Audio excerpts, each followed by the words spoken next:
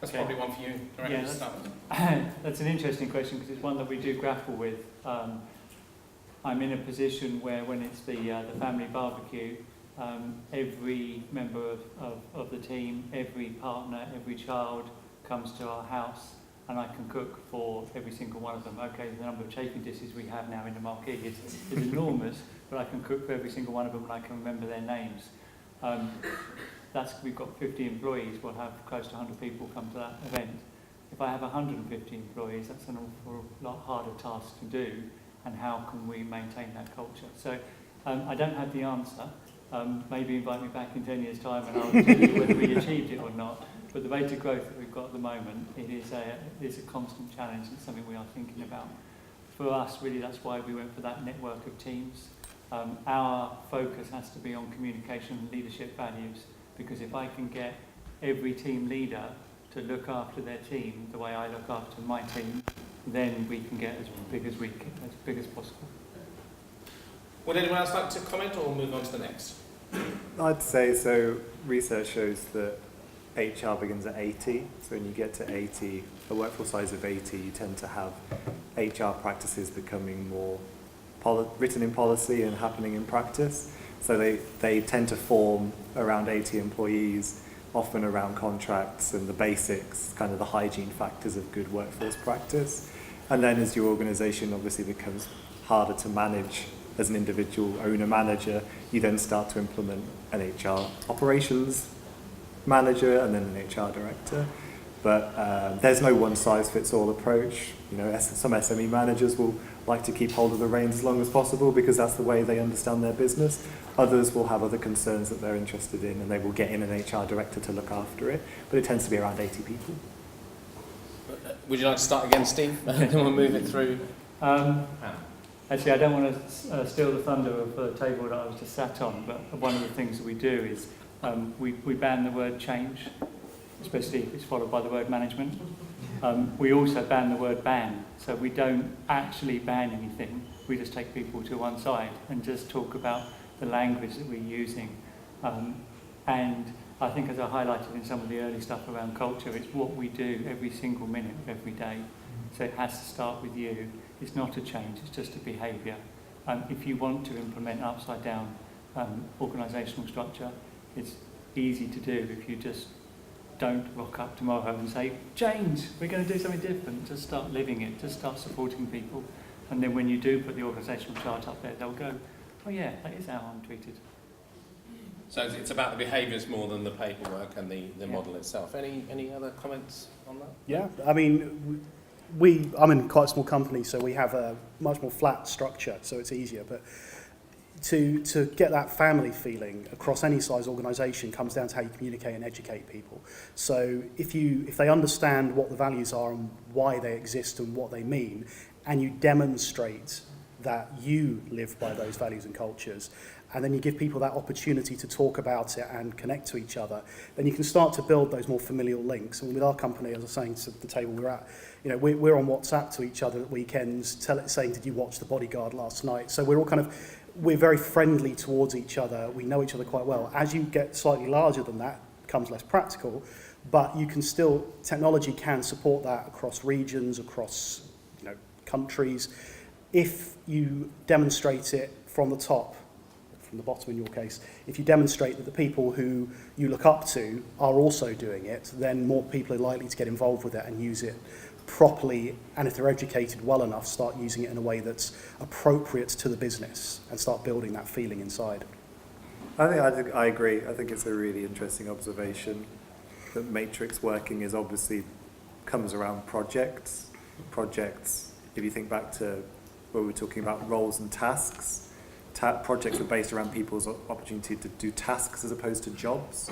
So I think matrix working is something that will continue to grow and be utilised outside of the tech industry into other industries. And it does require a shift in the way that you structure jobs and structure tasks, and also how you think about learning and development. But I'm very into this mentality of thinking around matrix working, particularly because it tackles some of the issues that we've talked about around hierarchy and leadership. I mean, does that link in a little bit with this family sort of agile approach where you've got, the whole group, if you like, who can answer all the questions when someone calls, rather than farming it out all the time to a different department, where you've all had examples where you get transferred to another department, to another department, to another department. Is that the same sort of thing then? Yeah, I think it is, and I think I probably need to add the word matrix to my banned list. That doesn't exist. It just happens naturally. We're going out next weekend and the weekend afterwards. We've got one email migration to do for 280 people in 13 cities around the UK. All of the team, one of the teams looks after this client, but all of the teams are getting involved. We just put an email out there. The operations director who works for Project 5 has only been with us for about 3 months, and when I suggested that this is what this project we're going to do it and this is how we're going to run it, he said, how are you going to get people to volunteer to come away at the weekend? And I said, just watch, it's really easy. And we've got a waiting list of people from all the different teams who want to get involved. There's a team of people go on Friday night. We've got a team of people going to Birmingham, people going to Nottingham, people going to Manchester. They're going off to different locations. They're going to wake up Saturday morning. They're going to do the migration in those offices. They're then going to get on the train and go to Leeds for Sunday night, or Saturday night. On Sunday, that's the biggest concentration of users that we need to migrate. And everybody's going to go out on Saturday night in Leeds and get absolutely hammered, have a great time, and then do the migration the next day. And I'm going to make sure that I'm the last one to go to bed and the first one on site the next day, because then no one's got an excuse if they turn up feeling ill. Fantastic. I think from a risk point of view. So I'm into risk management. Do you want to start? Yeah, I can start that. So, having worked in sort of massive organisations and small organisations, I can tell you both sides of the tale on that one, because having worked somewhere where it was stamped on, you developing and evolving wasn't acceptable because that meant you wouldn't do your job anymore, compared to other companies like where I am now, where you're encouraged to do anything and everything, as long as you can rein it back into something that's beneficial to the company. So Google, for instance, did a great thing with their 80-20 approach, where 80% of their time, of employees' times, was spent doing Google work, 20% was spent doing their own work. I think they've binned it now, but at that point, that was where Gmail came from, because somebody decided to create Gmail. That's where a lot of their current products came from, is this 20% of personal productivity. And I think the point is that you have to trust employees to develop and grow, support them, and accept the fact that might mean they move on or they move. But create a culture and environment where they don't want to leave the company, where they just want to move within the company, whether it's sideways, upwards, whichever way. So it's creating a culture where development is encouraged, rather than that you do your job, at the end of the day you go home, that's the end of it. If you've got a personal, my thing was gamification. I worked at a company where it wasn't important.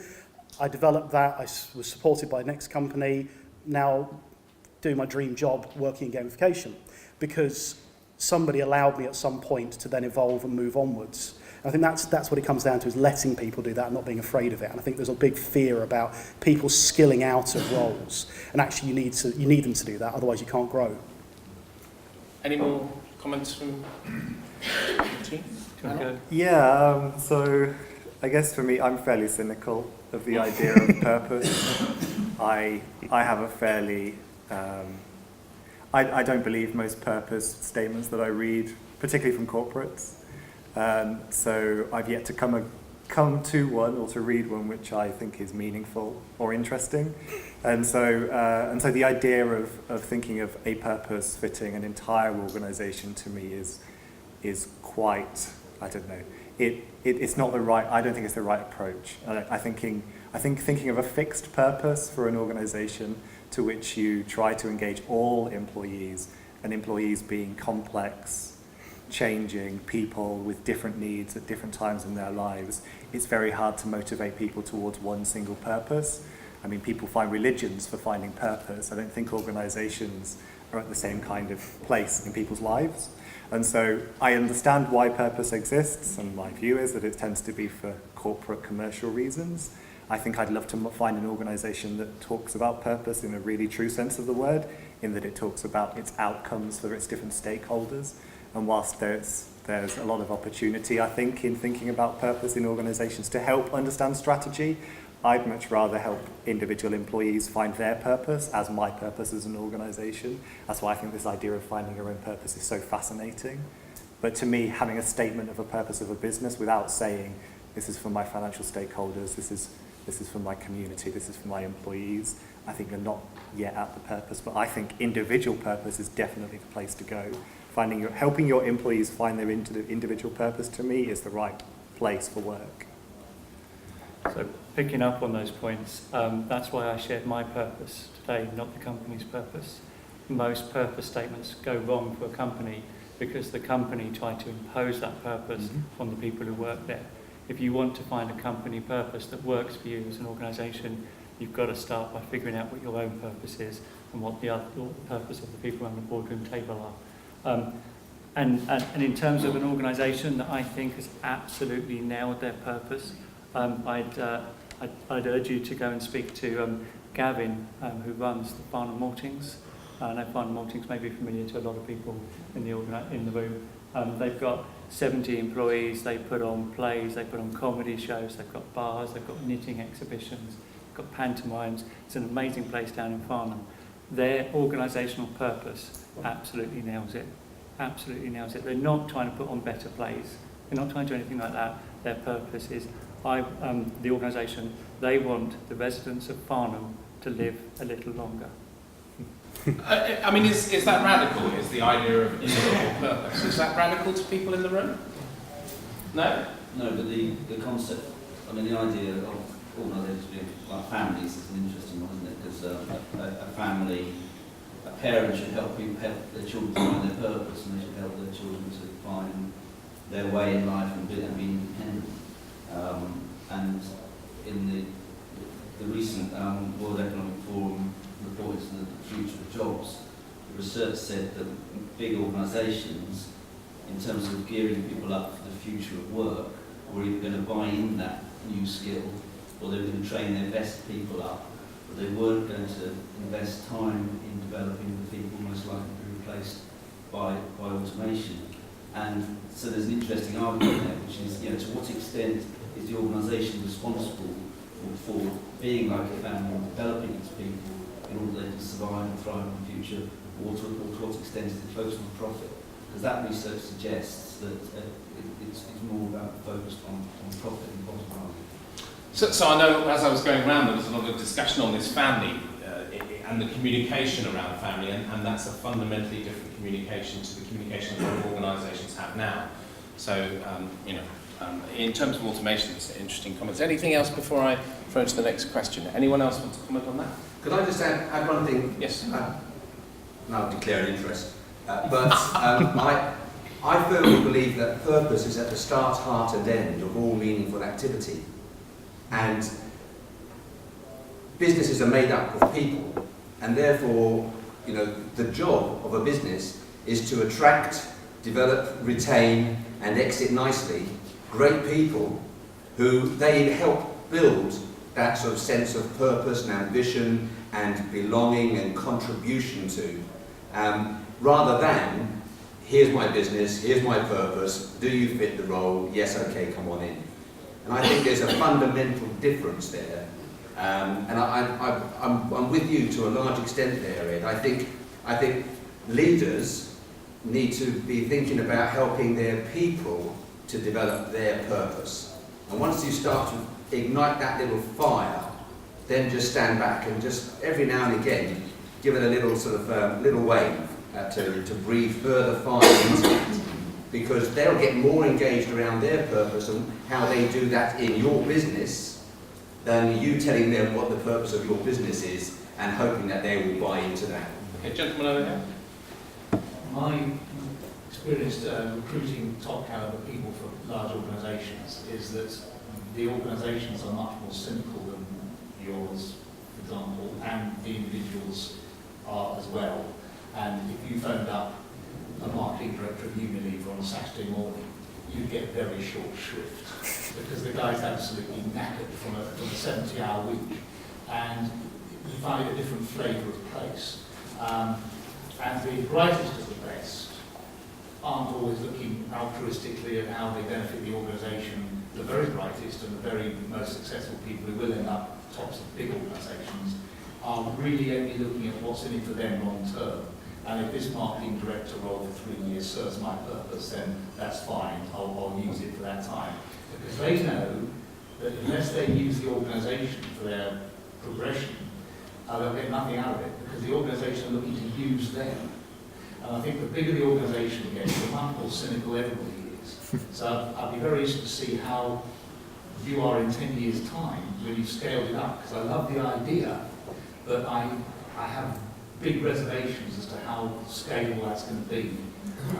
You may say your values in the business are not to scale up to that size, but I have worries about how big that can get. Brilliant. All right, thank you. This table, you have a comment or a question? We have a question, which leads very nicely from the last 2 points. Thank you guys for raising those. First of all, can we just say thank you so much to the three of you for some great presentations. Really stimulated some great discussion here, and I think everywhere. I guess our simple question is, exactly to those last 2 points, it's really, really easy for all of us in this room, and I'm sure lots and lots of people outside the room, to see how all of this makes perfect sense. What would you say, as our panel, are the key tipping points or ways to influence businesses perhaps bigger than you guys are, than leading more towards the points that the gentleman behind me spoke of, in bigger organisations? So what are those key influences and tipping points for those organisations in starting to accept this change needs to be made? We'd like to take that first. I'll have a go. So we recently put out some research around workforce risk, and I've recognised that the way to get CEOs' attention, a way to get investor attention, is to say risk. Talk about risk to any CEO or to any investor, they will listen. And I think the narrative around the workforce is not often positioned as something around a risk or an opportunity. And many CEOs perhaps don't perceive the opportunity of HR being there to help them understand their biggest risks facing their organisation.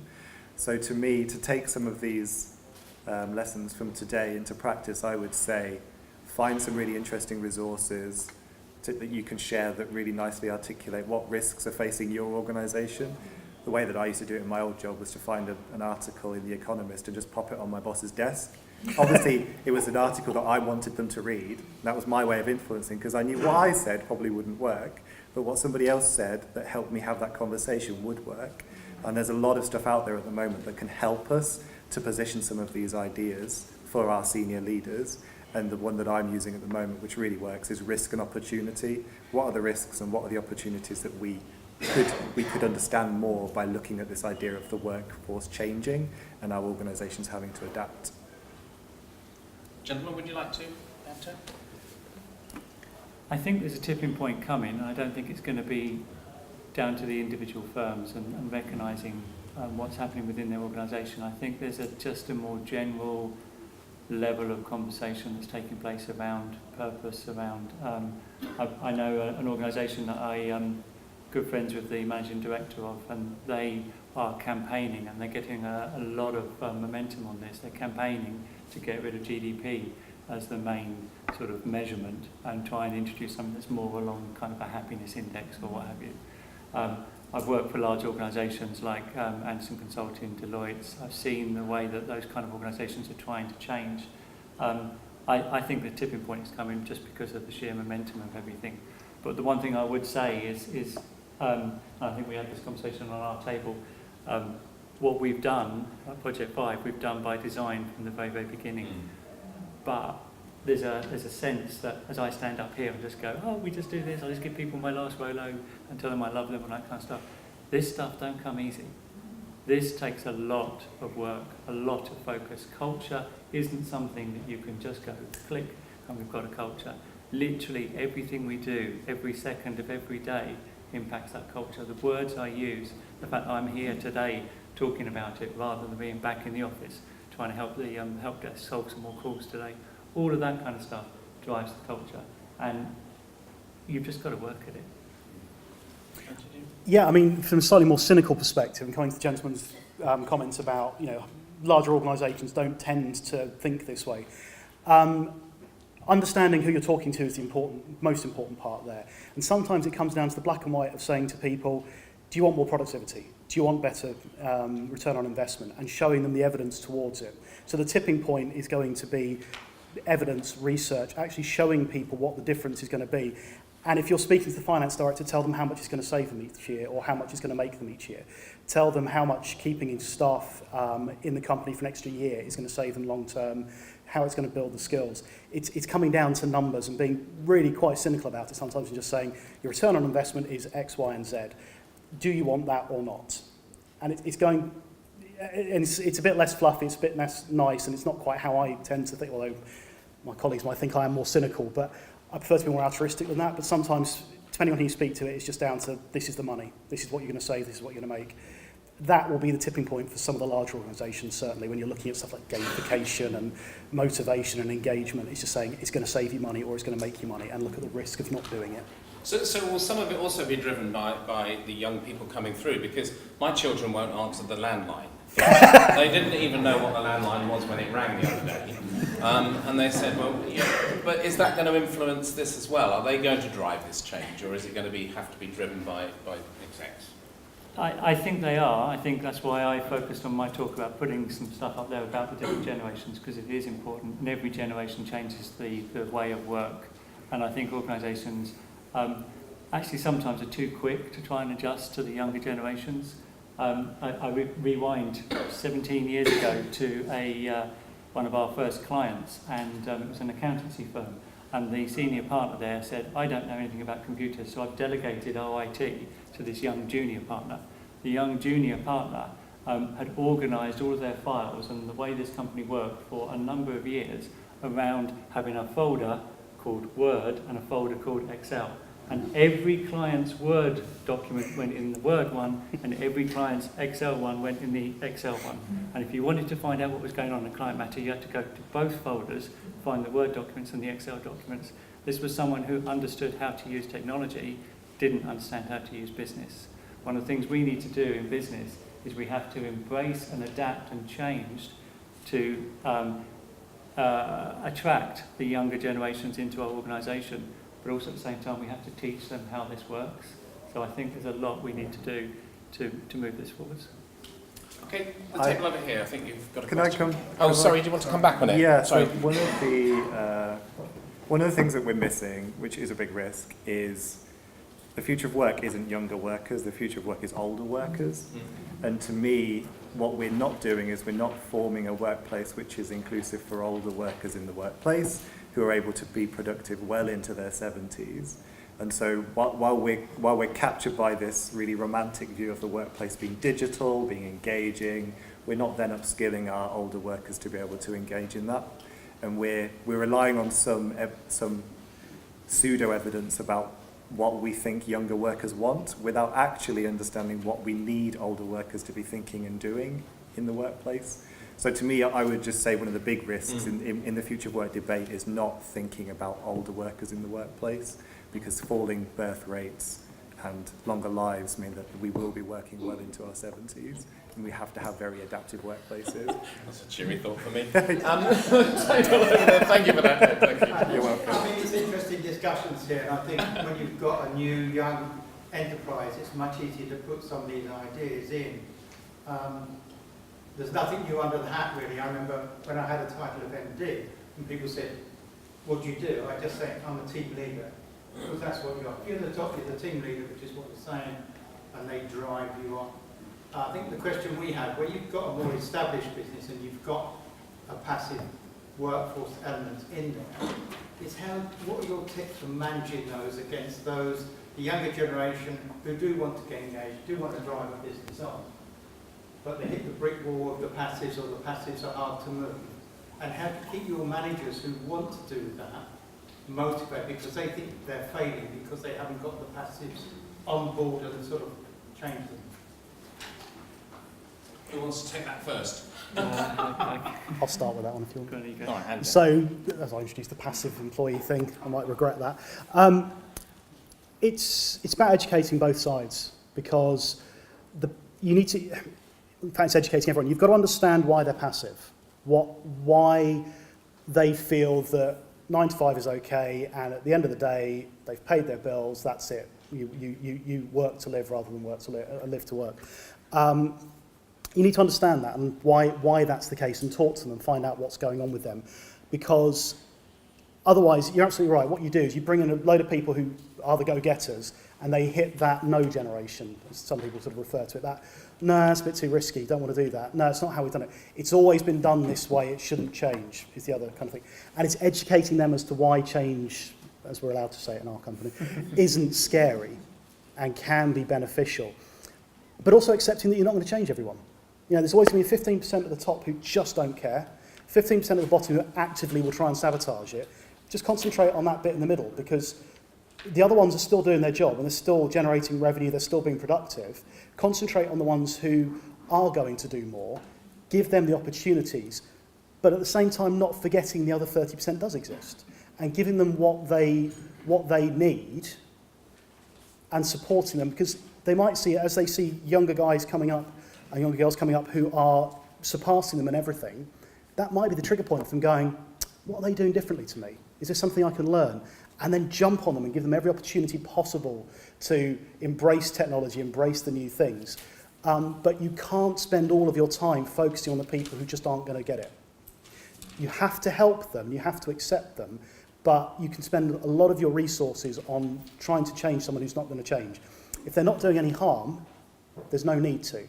But just be there to nurture them if you see that spark, and try and find that, and find their joy. What is it that they really want to do? If they want to be a gardener, put them on a gardening course and let them leave, if that's what they really want to do.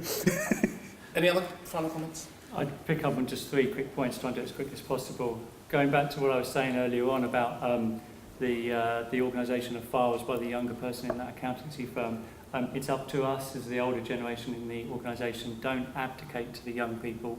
You've got to create a culture that is incorporating everybody from Gen Alphas all the way through to the baby boomers. You have to do that. And also, when it comes to employee engagement, don't judge everybody by the same metrics. Introverts and extroverts, they all feel differently about things. There's Susie on that table there, set her alarm at 4:30 this morning to get here. Incredibly bubbly, she'll talk to anybody, incredibly engaged. But we've got a guy in the office called Charlie who probably says about 5 words all week, but every day he comes in and checks the backups for every single one of our customers. The lad's 19 years old, and I would argue that he's probably more engaged than Susie. Because he does that. Any final comments, Ed, before we move on? No. Okay. Ladies and gentlemen, just before we come to the formal closing, I'd like to thank the panellists, Ed, Stephen and Jay, and of course you for coming along.